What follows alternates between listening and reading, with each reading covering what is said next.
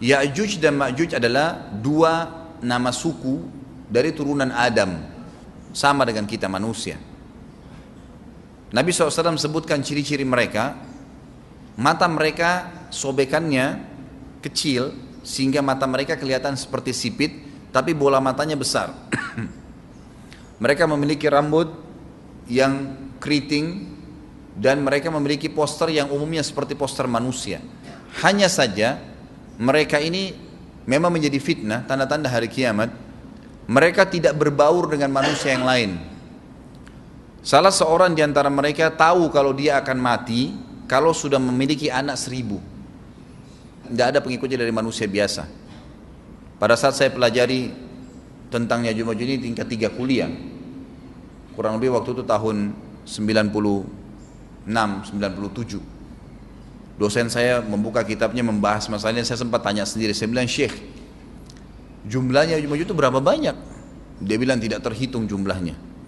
Karena ada hadis yang berbunyi mereka akan mendatangi sebuah sungai, kalau tidak salah namanya Sungai Tibria. Sungai itu sekarang ada, besar. Bayangkan sungai ya, airnya banyak mengalir.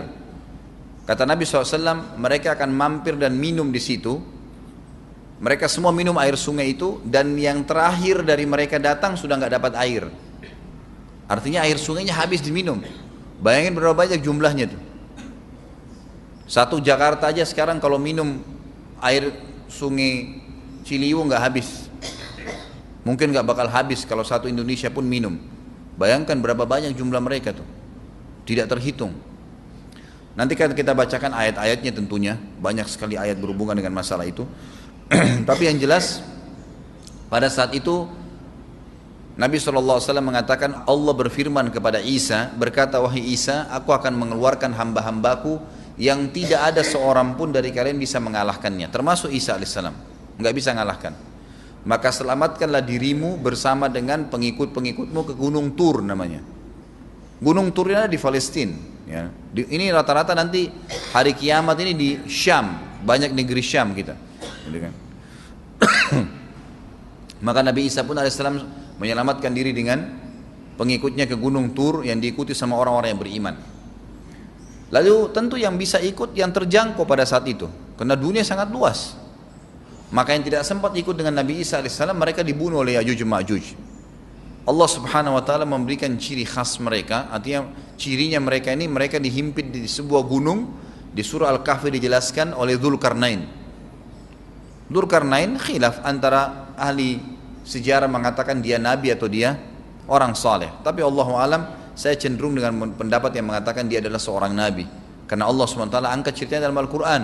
Dan Allah berikan dia banyak mukjizat. Di antaranya mukjizatnya adalah menahan Ya'juj Ma'juj waktu itu ingin membuat kerusakan di zamannya dia dulu.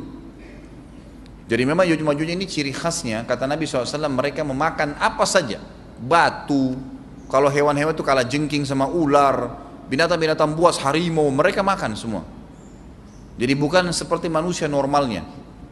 Mereka membunuh semua yang bukan seperti mereka. Mereka buat kerusakan. Sampai-sampai kata Nabi SAW, tidak ada yang bisa mengalahkan mereka dan jumlah mereka sangat banyak. Salah seorang di antara mereka tahu dia akan mati kalau sudah punya 1000 anak dan tidak menikah dengan umumnya orang. 2 suku ini saja. Kata Nabi SAW dalam hadis Bukhari, kecelakaanlah bagi orang-orang yang ada di Jazirah Arab. Kemungkinan besar makna ini adalah tempat mereka dekat dengan Jazirah Arab. Sebagian, ada satu syekh dari Mesir, sekarang ada bukunya sama saya dan sudah terjemahan bahasa Indonesia, judulnya Ya'juj Ma'juj. Kalau Bapak Ibu mau beli bisa, ada judulnya Ya'juj Ma'juj, tapi saya lupa penerbitnya apa. Itu agak tebal, harganya mungkin sekitar 85.000 atau 100 ribuan lah maksimal. Itu khusus, dan beliau adakan penelitian, saya baca dan memang sangat konkret dan ilmiah. Beliau mendatangkan fakta kalau tempat Ya'juj Ma'juj yang disebutkan dalam Al-Quran itu ada di Cina, tembok Cina. Jadi seperti yang disebutkan dalam Al-Quran, 2 gunung yang disatukan, di antara celah gunung itu ditaruh tembaga-tembaga. Pernah pemerintah Cina mendapatkan ada celah dari tembok Cina itu yang bolong, waktu mereka mau tempel bolongan itu dengan batu tanah yang mereka biasa taruh sekarang, ternyata di dalamnya itu ada tembaga yang mengeras, dan seperti disebutkan dalam Al-Quran. di mana ya Zulkarnain mempertemukan antara besi-besi yang ditumpuk lalu dipanasi, dibakar sehingga menjadi meleleh, kemudian disirami lagi dengan timah yang meleleh juga dan dibiarkan kering sehingga menjadi tembok besi. Kata Nabi SAW, kecelakaan bagi orang-orang yang Jazirah Arab karena telah terbuka dari lubangnya Ya'juj Ma'juj sebesar ini. Udah kasih isyarat dengan jari ibu jari sama jari tengahnya. Artinya mereka sudah bisa melihat keluar. Tetapi kata Nabi SAW, setiap hari mereka terus menggali gunung itu, berusaha untuk keluar. Pada saat mereka tiba di malam hari, mereka capek, mereka mengatakan besok kita lanjutin. Mereka bangun besok pagi, gunungnya kembali utuh lagi. Sampai nanti waktu di mana Allah izinkan mereka keluar. Pada saat mereka keluar, maka mereka akan mulai membuat kerusakan. Ada di halaman 82 ya. Al-Anbiya 96 sampai 97 ayatnya. Ingatlah hingga apabila dibukakan tembok Ya'juj Ma'juj, bolong, jebol, dan mereka turun dengan cepat dari gunung-gunung itu, dari seluruh tempat yang tinggi. Kita tahu itu jaraknya berapa ratus kilometer, bahkan mungkin ribuan kalau nggak salah ya. Semuanya itu akan dipenuhi Ya'juj Ma'juj, dan telah dekatlah, kalau sudah terjadi itu, kedatangan janji yang benar, maksudnya hari kebangkitan. Maka tiba-tiba terbelalaklah mata orang-orang kafir. Mereka berkata, aduhai celaka kami, sesungguhnya kami dalam kelalaian tentang ini, bahkan kami adalah orang-orang yang zalim. Kenapa? Karena Ya'juj Ma'juj tidak lihat apakah kafir atau beriman. Mereka tidak butuh, bukan seperti Dajjal ya. Dajjal butuh jadi pengikutnya, oke, aman. Ini enggak, siapa saja ditemuin dibunuh. Dia enggak pandang, enggak mau tanya kamu dari suku mana, kamu agama apa, tidak dipandang. Orang-orang muslim pada saat itu, orang-orang muslim pada saat itu yang ikut dengan Nabi Isa AS berhasil selamat. Walaupun pada saat itu di muka bumi umumnya orang sudah beriman. Yang dimaksud di sini orang-orang kafir adalah adanya orang-orang yang masuk Islam karena terpaksa, karena mereka tidak terlalu faham pada saat itu, lalu mereka menganggap remeh informasi dari Nabi Isa AS.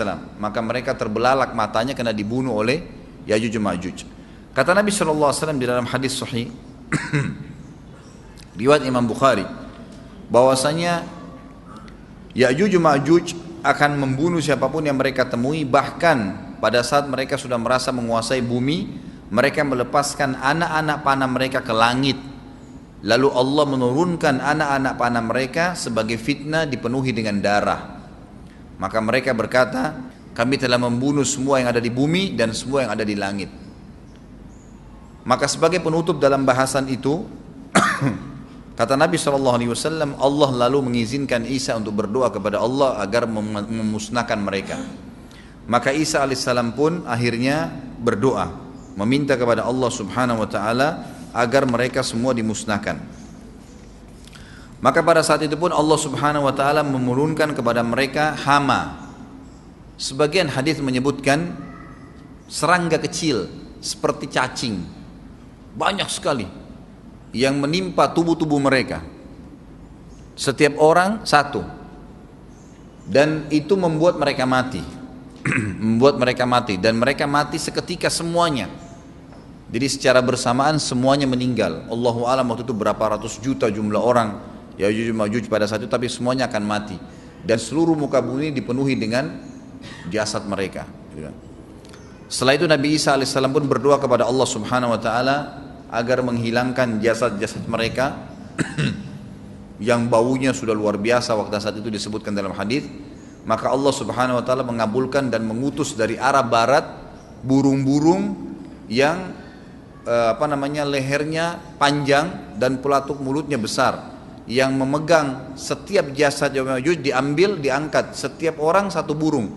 Bayangkan berapa banyak miliaran burung pada saat itu. Kita nggak tahu bagaimana, Allahu a'lam, tapi ini wahyu, penyampaian informasi yang pasti. Diambil, kemudian jasad-jasad mereka dilempar ke lautan. Lalu Allah SWT turunkan hujan.